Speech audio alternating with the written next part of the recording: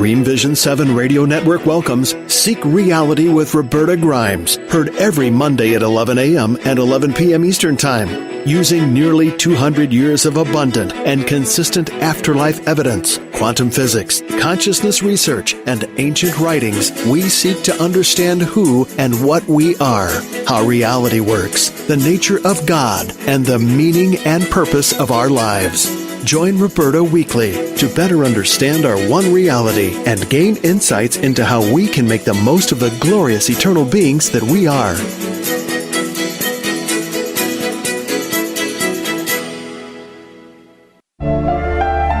Welcome to Seek Reality with Roberta Grimes.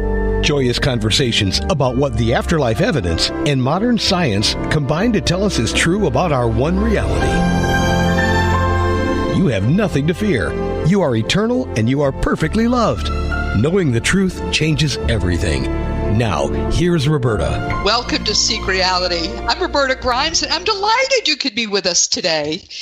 You know, part of the joy for me in doing this work has been watching what was once my weird, fringy hobby of investigating the afterlife realities move over really what has been a half a century or so to become front and center in the American mainstream. By now, nearly everyone who isn't burdened by fear-based beliefs, you know, they're not stuck in science or stuck in religions, knows that our minds easily survive our deaths. And most people know quite a bit about the afterlife. All of it is almost old hat now, isn't it, in 2018? We know a lot about the signs our dead loved ones send to us. We know about afterlife communication through mediums, near-death experiences, out-of-body travel. We even begin to understand the physics of the greater reality, you know, how it's all put together. But there are still a few frontiers that we still have to explore, and one of them in particular has become important in my personal life.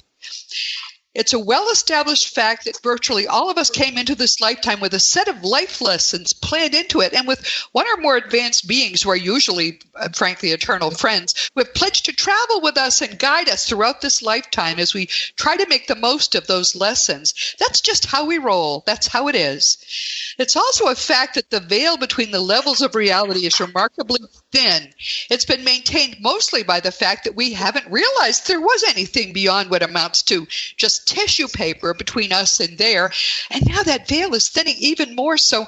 In fact, we're living really right now, right smack in the greater reality while we're still on Earth.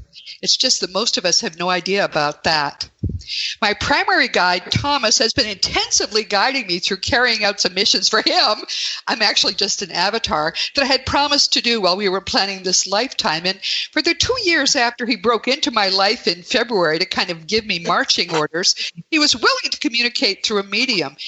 He refused to do it, though, beyond April of 2017. And from then on, he has insisted that I stop being so lazy about it and learn how to be guided more directly. And so I'm doing that now. And I realize actually anybody can do it. Our guest today is going to help us learn how in a way which I really never even suspected was possible. Clif Taylor is an author, publisher of Connected Spirit Publications in Houston, and he's an oil man because he's from Texas. Welcome, Clif. I'm so glad you're here.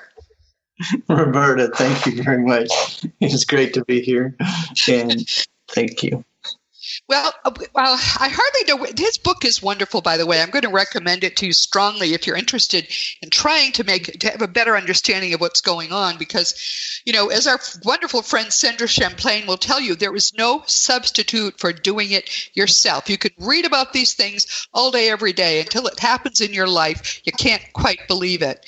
But tell us a little about your history, Clif. Were you psychic as a child? How did you first become interested in helping people? Actually, I'm the reverse. If you would, the 1% of the people who either have the gift or, in a lot of cases, it seems like a lot of people have gone through something traumatic or very life-threatening or just huge that way, and it kind of rekindles the ability to remove the veil or to be able to have the experiences with heaven. So I went along my life actually kind of getting envious, if you would, of the people who, in your book, The Fun of Dying, that you did all your research on. And I got tired of reading books Right. from Betty Eady, from Donald Walsh, from everybody that Jane Van Prague, some of the local folks that I've had the opportunity to read, Kim O'Neill and Johanna Carroll, who you and I both know. And Yes. I literally one night decided, okay, this isn't helping us. I do understand that heaven is with us all the time. I do understand that they have the ability to send perfect messages. So if that's the deal, they're sending it right. What is it about me or us that's causing this not to make a connection, is what I call it. So let's think about that. You said there must be a way to do it. What's in the way? Well, what an interesting way to look at it. Great. Okay. Yeah. So out of that, if you would, frustration came wonder. I decided, okay, I'd like to ask Jesus what his life was like, because I think he's just something that I would really like to know what the truth is. And so I decided to do something. And in that moment, I did what I did next, but I didn't know what it was. But later I found out what I did was clear my mind, open my heart, and check my ego at the door. And then I said, Jesus, inside my mind.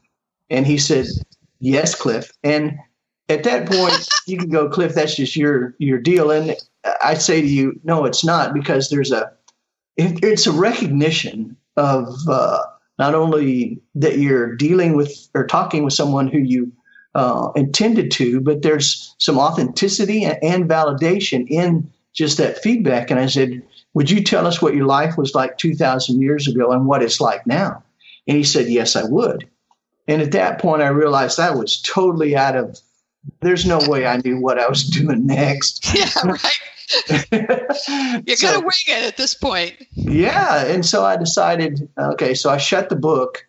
And then for a year, I decided, okay, if I can create it again, then I need to ask a whole bunch of questions. What are they? So I came up with a year's worth of questions. And then I listened the next year to everyone who was talking and then listened for questions they had that I hadn't thought about.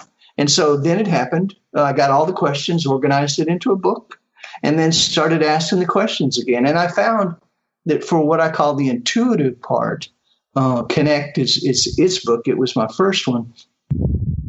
That there is a way to sort out all the things that go on inside our mind. And it is that formula of being able to clear your mind, open your heart, and check your ego at the door. And the reason we have to check our ego at the door is because if we think we're right before we ask a question, we're maybe 85% of the time we are, but we shouldn't shut ourselves off from what the reality is. And so that's kind of how it started in 1997.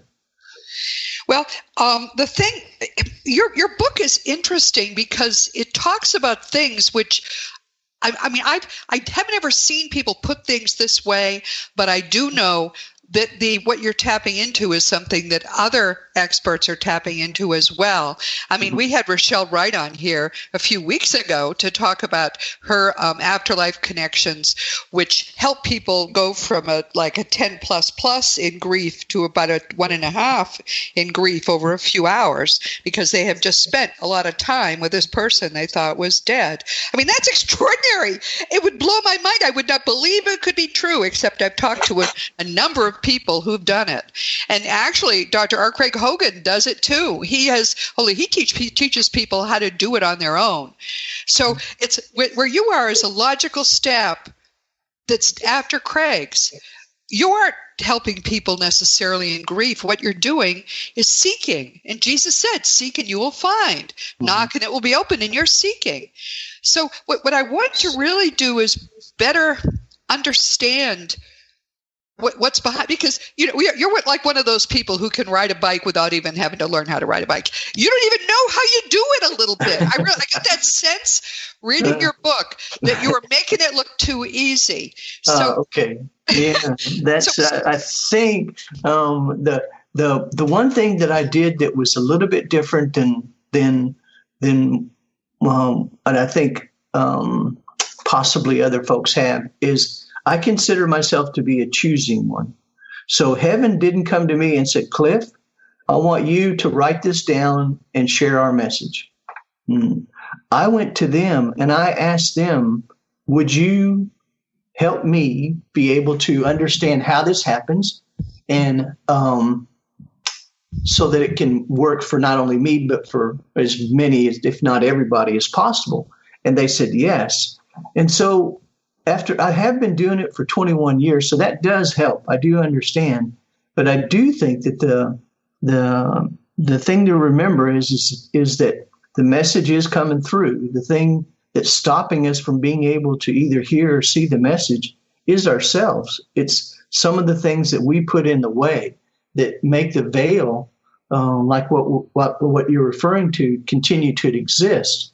And it's so the intuitive way is open your mind, or clear your mind, open your heart, and check your ego at the door. And I've had physical experiences of not just interacting with people on the other side, my family who passed away, my friends, and other people who contributed to the books, and just regular people and regular angels, I guess, if you would. But then I would start to see things during the day. I would hear things with my ears, and it would just happen randomly. Some of it would be deja vu. It's just, okay, again, what do I have to do to understand how is this going on? What makes it work?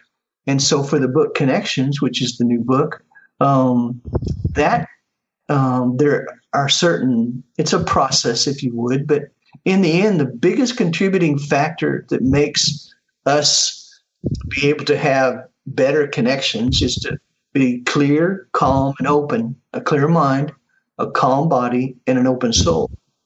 These are things which are logical extensions of what I already know can be done, but still it kind of amazes me. Our guest is Clif Taylor, and this is something he kind of came up with a number of years ago. I'm not sure you didn't plan to come in and learn this stuff. I thought for my entire life that all of the things I was doing were my own work. I was sure I was independently interested in all the things I researched, which really was quite a lot of stuff. I came to understand only 2 years ago, almost 3 now, that I was guided in all of it by my guide. And there's no way there's no way someone could have done the wonderful things you've done without having it be something that was part of your deal. But it doesn't really matter, does it? Because the point is you're doing it now. And I suspect your book was channeled. In a few places you even say, that you were getting, people were saying, do this first, do that first. It's most of the good stuff is channeled. That's another thing I find very humbling, but in fact, it's true. I can't write a sentence without help. So I agree. Yes. Sometimes. Yes. I do. In fact, I almost feel ashamed that my name's on the book when so much of it, if not all of it, is basically what it is that they've either given me or reminded me that I had. And so it's like, how can I put my name on the book as an author when really just how you feel? You have to understand afterwards, though. I mean, after a while, I came to understand that I'm just the avatar. As long as I don't claim I wrote it, my name can be there. I mean, they have to know sort of send the royalties, I have to go out and talk about it. But no, we are all working as servants of spirit, and they are trying in every way they can to make all of us confident, certain that our lives are eternal. And this is all part of that process. Mm-hmm. I should just say, too, before we plunge in, that people who are saying, well, I'd like to try that, but I don't want to be open to have everybody, all the spirits walk in. You can always control anything you do to communicate with the afterlife or with, dead relatives or whatever. You always are in control. So there's no need to be afraid. You can open yourself, and I love, what you say. What is it? Clear, calm, and open is what you need to be. And that's true, because if you have fears, if you have barriers, if you have any negativity going on, you can't connect.